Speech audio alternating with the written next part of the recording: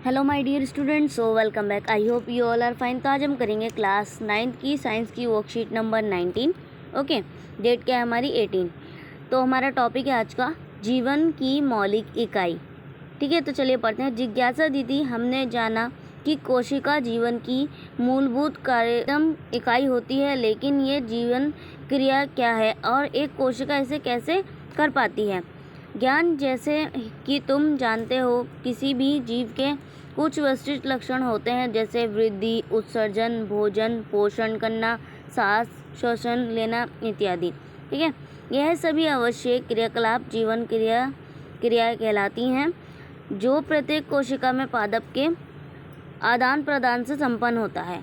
ठीक है, प्रत्येक कोशिका के कुछ विशिष्ट घटक होते हैं जिससे कोशिकांग कहते हैं, और हर कोशिकांग एक विशिष्ट कार्य करता है। प्रत्येक कोशिका में प्लाज्मा झिल्ली केंद्रित कोशिका द्रव्य होता है और इस विशिष्ट कार्यों में मदद करता है। ठीक है, तो नीचे लिखा है, दीदी ये प्लाज्मा कोशिका झिल्ली क्या होती है और इस कोशिका में क्या कार्य होता है। तो ये लिखा है, ज्ञान यह कोशिका की सबसे बाहरी परत है जो केवल जरूरी पादपों को कोशिका के अंदर या बाहर आने जाने देती हैं, इसलिए वर्णात्मक परागमीय झिल्ली कहते हैं। ठीक है, जरूरी पदार्थ जैसे ऑक्सीजन, कार्बन डाइऑक्साइड, पोषक तत्व, जल इत्यादि विसरण और प्रसरण प्रक्रिया से कोशिका के अंदर या बाहर आते जाते हैं। ठीक है, पदार्थ की गति ज़्यादा साधारणत से कम साधारण और होती है। ठीक है, क्या कहलाती है, विसरण कहलाती है।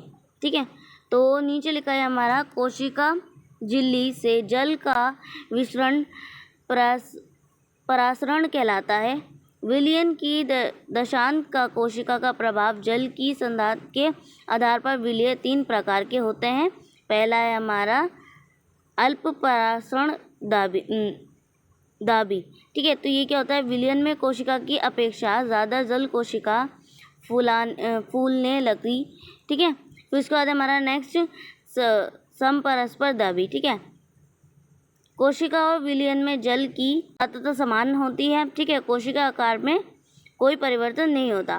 फिर नीचे हमारा लास्ट है अति परासरण। ठीक है, तो ये क्या होता है, विलयन में कोशिका की प्रेषण कम जल कोशिका सिकुड़ जाती है। इस प्रकार पानी में घुलनशील पदार्थ प्रसरण विधि से कोशिका में चले जाते हैं। ठीक है, तो यहाँ लिखा हमारा ग्रीन बॉक्स की तरफ आ जाते हैं। पादपों में प्लाज्मा झिल्ली के अतिरिक्त कोशिका भित्ति भी होती है। पादप कोशिका में परस्पर द्वारा पानी की कमी होती है।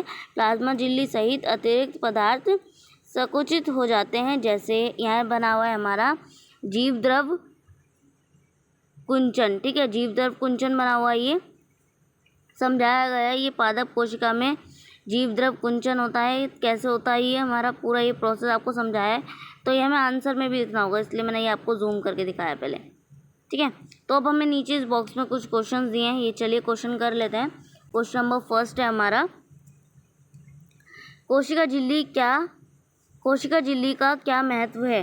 तो आपको इसका आंसर लिखना है, यह कोशिका की आकृति का निर्माण करती है एवं जीव द्रव्य की रक्षा करती है। अंत कोशिकाएं विसरण एवं परस्पर की क्रिया को नियंत्रण करने के साथ साथ वह विभिन्न रचनाओं के निर्माण में भी सहायता करती है। ठीक है, कोशिका झिल्ली कहलाती है।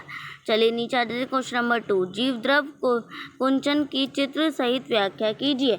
तो अब आपको लिखना है, लिखोगे आप, पादपों में प्लाज्मा झिल्ली के अतिरिक्त कोशिका भित्ति भी होती है। पादप कोशिका में प्रसरण द्वारा पानी की कमी होने पर प्लाज्मा झिल्ली सहित अतिरिक्त पदार्थ संकुचल हो जाते हैं, जिससे जीव द्रव कुंचन कहते हैं। यानी कि जो भी मैंने ये आपको जूम करके पढ़ाया था, ये पूरा ये एज इट इज़ आप इसके ये उत्तर लिखने के बाद ये आप डायग्राम बना लेंगे अपनी कॉपी में, आंसर नंबर 2 में। ओके, फिर है उसके बाद हमारा क्वेश्चन नंबर 3, कोशिका का कौन सा भाग पराग में है। ठीक है, तो इसका उत्तर आप लिखेंगे प्लाज्मा झिल्ली या फिर कोशिका झिल्ली। ठीक है, क्वेश्चन नंबर 4 है हमारा, किशमिश और लाल रक्त कोशिका को अल्प परागण दाबी विलयन में रखने पर उनमें क्या दबाव होने लगेगा,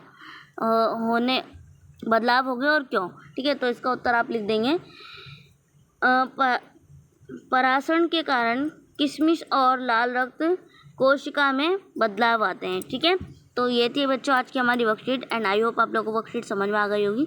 सो प्लीज़ चैनल को सब्सक्राइब करना मत भूलिएगा। मिलते हैं नेक्स्ट वीडियो में, तब तक के लिए take care and good bye.